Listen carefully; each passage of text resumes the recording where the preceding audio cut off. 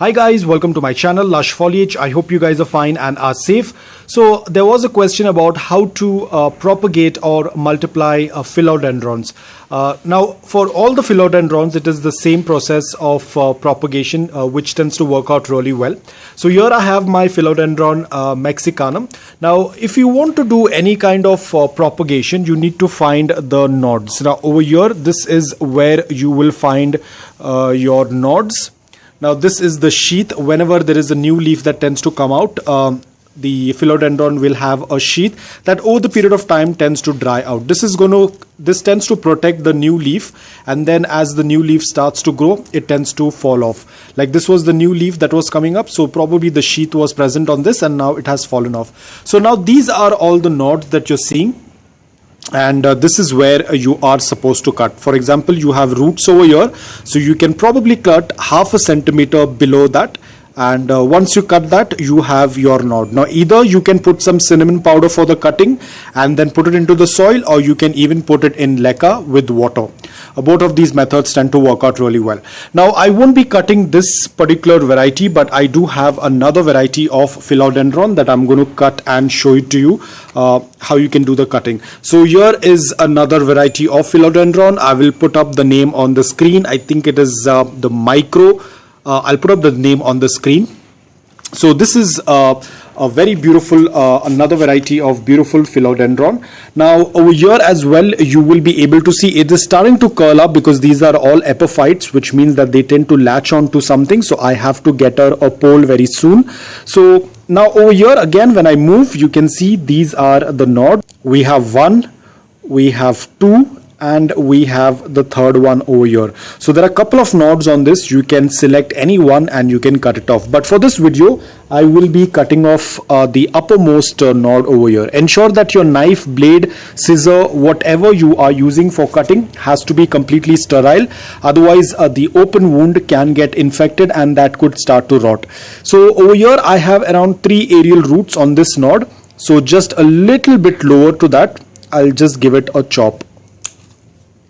That's all about it, and you can see this is how it looks like. So these are the aerial roots, and now this is the cut part. You can either use any kind of fungicide, but what I tend to do, the natural method, the organic method, is I tend to use some dry cinnamon powder. Now guys, you have to be extremely careful because philodendrons, if these liquids come in contact with your hand, you have to wash your hand because it can irritate your skin. So you have to be extremely careful. It's always better to use the gloves. I don't have gloves right now, but I will immediately wash my hands after this because there is some juice that is going to be coming out from the cut part. So now what I'll do is I will put some cinnamon powder on the cut. So I do have some dry cinnamon powder, and all I'll do is just add it on the cut part. So basically this is going to help to dry the wound faster. Now always remember, cinnamon powder has a lot of benefits. Apart from it being pest repellent, it also has a lot of antifungal properties, so it tends to help to dry the wound faster. Also tends to fight if there is any kind of fungal attack or any kind of issue with the stem, because when we tend to cut the stem, there is an open wound. It can easily get infected with anything, so it's always better to use some cinnamon powder. Cinnamon powder is also known to be a natural rooting hormone, so that is also going to work out really well.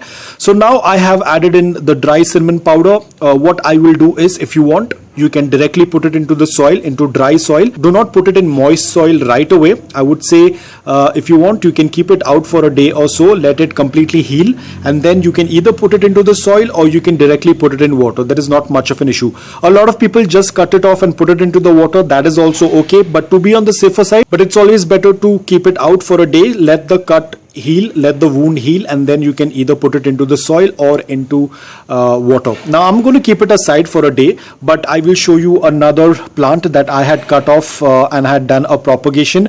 That was a philodendron. I'll put the name as well on the screen. So this I'm going to keep it aside. So now over here I have another philodendron. I'll put the name on the screen. Now this was also done through the same method of propagation. I had done the nod cutting and then I had put it into the soil after letting it dry for a day.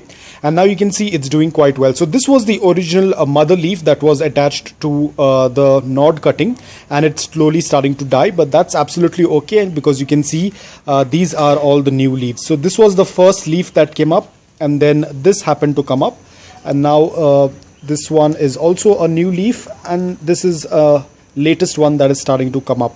So this took a very long time. I think this almost took around 3 to 4 months to reach to this stage. So it's a slightly slow process, but nevertheless it is doing quite well. It was a successful propagation, so it's doing quite well. I think it will start to grow more bigger, probably then I will repot it. Right now it's in a very small pot. Now coming back to this one, I'm going to keep it aside for a day or so, and then whenever I'm going to do a repotting, I will definitely share a video of it. So this is how the cutting tends to look like.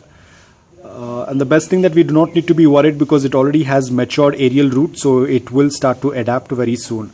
And it's an absolutely beautiful variety of philodendron. If you do not have this, please do add it in your collection. It has these beautiful heart-shaped leaves. Give it a good amount of indirect bright light. Do not keep it in direct sunlight, otherwise the leaves will get burnt. So give it a good amount of indirect bright light. Probably whenever I'm going to be putting it up on the pole, I will definitely share a video on it, because I have to still make another pole, because you can see it's all going haywire. They love to attach themselves on something in order to grow, because they are a pure form of epiphyte plants. So guys, that's all about it. I hope that this video was helpful to you. If it was, please hit the like button. If you're new to my channel, please consider subscribing to it. Until then, take care, stay safe, and keep planting.